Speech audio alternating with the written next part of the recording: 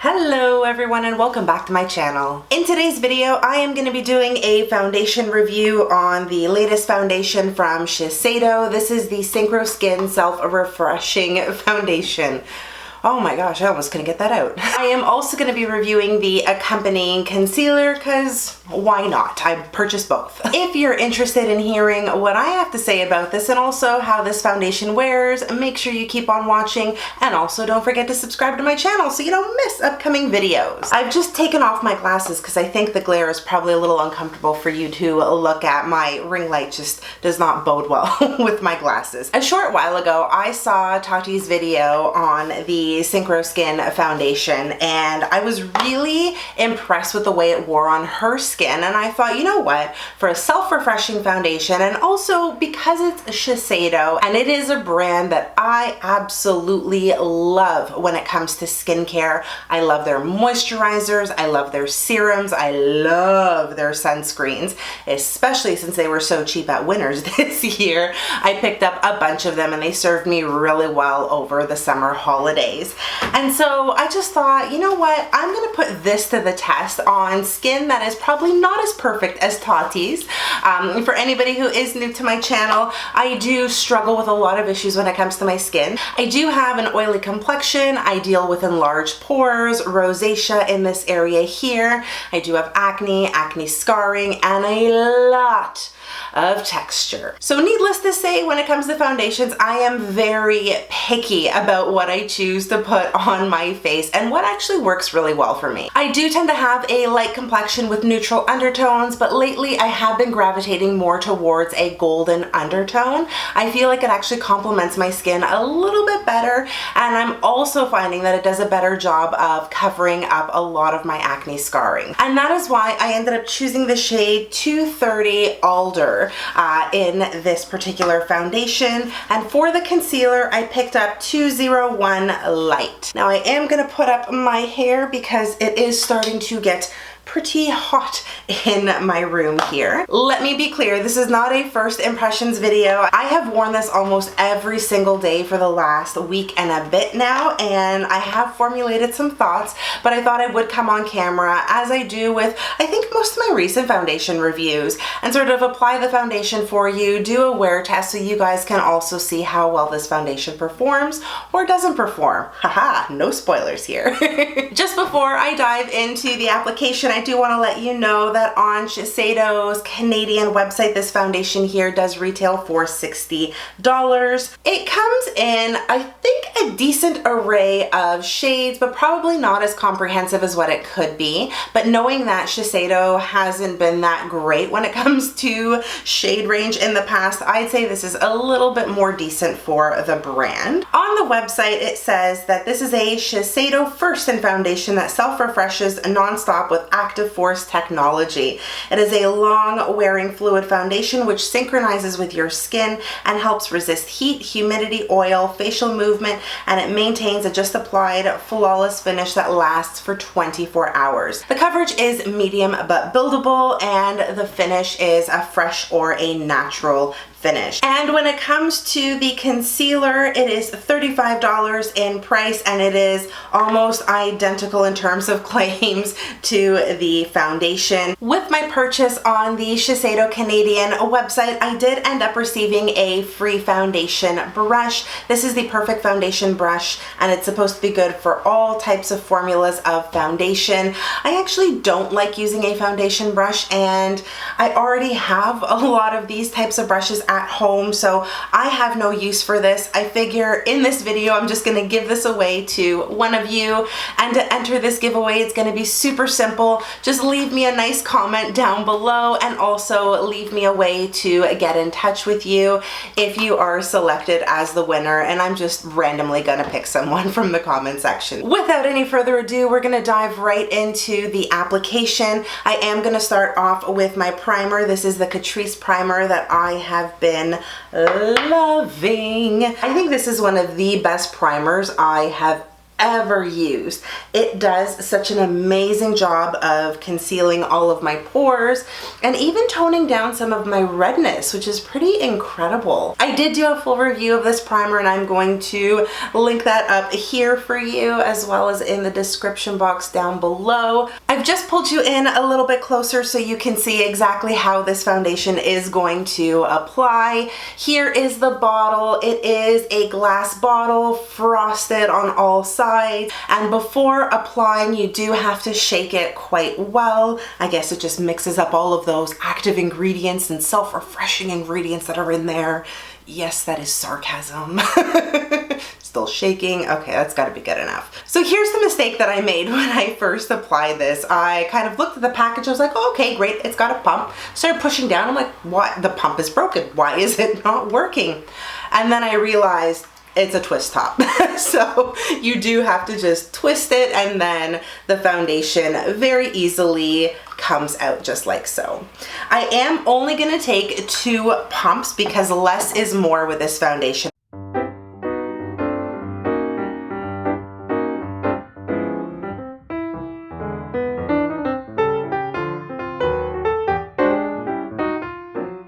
And there's the foundation completely blended onto my skin. I think it looks really, really good. I think this is a true medium coverage foundation. You can still see parts of my skin peeking through, like I've got a blemish down here that's coming through. My redness is still kind of peeking through, but for the most part, I think this foundation has done a great job of evening out my complexion. The foundation doesn't grab onto any of my dry patches, doesn't accentuate any of my texture. It's just looking really good at the moment. I'm now going to go into the concealer. It comes in a plastic tube and there is 0.19 fluid ounces or 5.8 milliliters of product in here. So it is a little bit on the small side for my liking, especially given the price tag. And the doe foot applicator on this is a little bit different. It is a hourglass shape, and I guess it kind of works if you want to contour right underneath your eyes, but I don't like applying that much concealer. I only like using it where I absolutely need it, and so I am just going to put it right in the inner corner of my eyes where I primarily get some darkness. So I just want to keep that nice and light. And then to test the coverage powers, I am just going to put a little bit down there and see if it's able to help with some coverage. And I'm gonna blend it out using my beauty blender. I don't know about you guys, but I have been watching a lot of Netflix lately. And a new show actually just launched, at least here in Canada. It might not be new in the States, but it's called Raising Dion. Oh my God, I have been obsessed with this show. I did watch all of it pretty much in a day. Not to say I was bored or anything, but the show was just so good. I binged it and I love the story. I thought it was so good. It's another superhero TV show. I mean, they're not creating a new archetype or a new superhero story or genre, but I thought the characters did such an incredible job of performing the story. There was such a beautiful mother-son relationship that you got to follow. If you're looking for a new show to watch, I would highly recommend that one. And if you guys have already watched it, let me know in the comments what you thought. I mean, for me, it was just wonderful and I would definitely rewatch it. I really, really hope it gets renewed for a second season because where things got left off, I am dying to know what happens next. You know what? This concealer is trying to hide this blemish quite well. I can't say I'm disappointed, but I mean, it's not a miracle worker. It's not going to mask the blemish entirely, but I think it did do a pretty decent job of toning it down a little bit more. And as for under my eyes, I think the concealer blended out pretty well. It is, I think, starting to crease just a little bit, but that's also because I have a lot of fine lines in that area. I'm old, what can I say?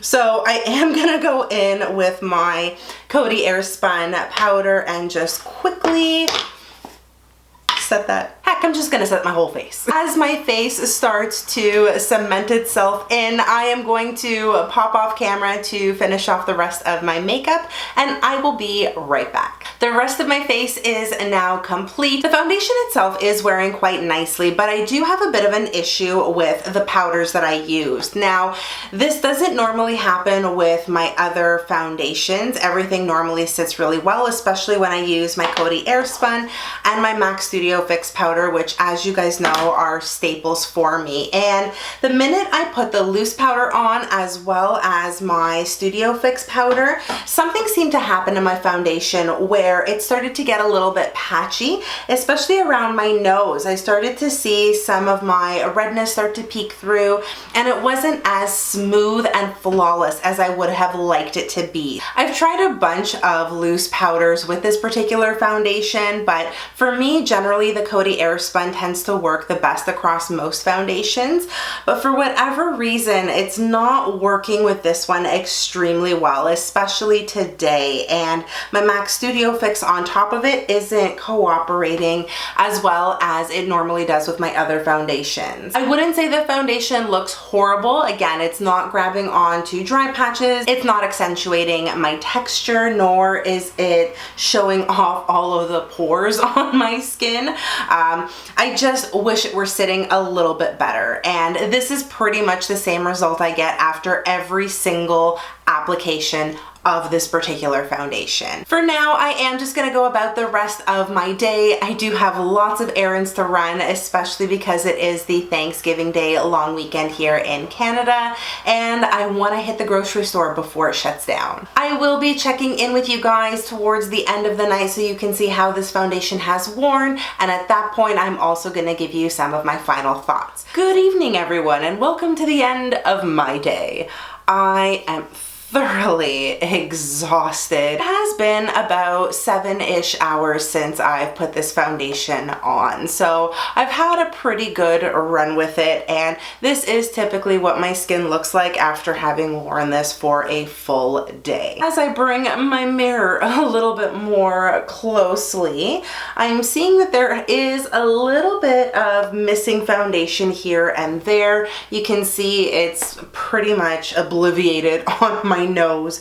I don't see much foundation left except for all of the foundation that is piled up around the bridge of my nose where my glasses normally sit, and yes, I do wear my glasses throughout the day. My chin, I see some redness peeking through. My cheeks are looking relatively decent, and honestly the concealer, where I tried to hide this little blemish here, is holding up quite well. Underneath my eyes there is a little bit of creasing from the concealer, but again, for me that's pretty normal because of all of the lines that I have underneath my eyes. In terms of coverage, I do think the concealer did a relatively decent job, but as you can see, it has separated and some of the foundation slash concealer has disappeared from this area here. I am also on the oily side. This is definitely not a mattifying foundation by any means, and in terms of self-refreshing, I don't quite understand what that means. If this foundation really was self-refreshing, I feel like it should look the exact same way it did when I first applied it, and honestly,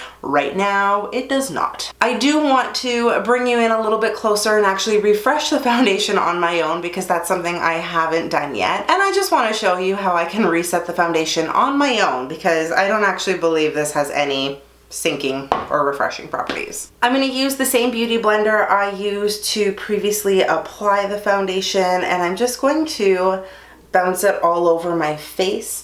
This is something that I generally like to do with most of my foundations throughout the day, to just adjust how things are looking and absorb some of the oil. I find doing this gives me the best wear out of a foundation. It only takes a couple minutes too. There is the foundation refreshed by moi, and I feel like it actually looks a lot better.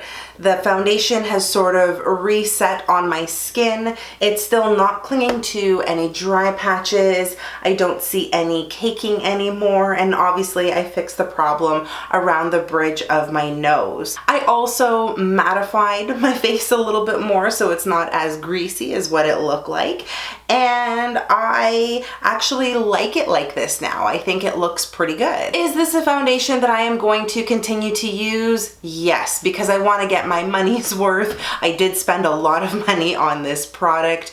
Is it a foundation that I am ever going to repurchase? I'm gonna go ahead and say no. I think for the price point, there are other foundations that perform a hell of a lot better than this one. I would sooner purchase the Charlotte Tilbury foundation, the new one that I tried out that I really, really liked. I would purchase the Natasha Denona mattifying foundation. I think that one wore extremely well. For myself and all of the issues that I deal with on my skin, I don't think this is the ideal foundation. Again, it's not horrible, but it's certainly not something that I am going to reach for consistently. Who knows? Maybe my mind will change over the coming months, but for right now, I'm gonna use it on and off until I use up the bottle, and then I will likely not repurchase. As for the concealer, I actually enjoy this product quite a bit, and I wouldn't use this in the traditional sense of just putting it here and highlighting with it or whatever. I would actually use this just to cover up blemishes because I think it's got a lot of great coverage.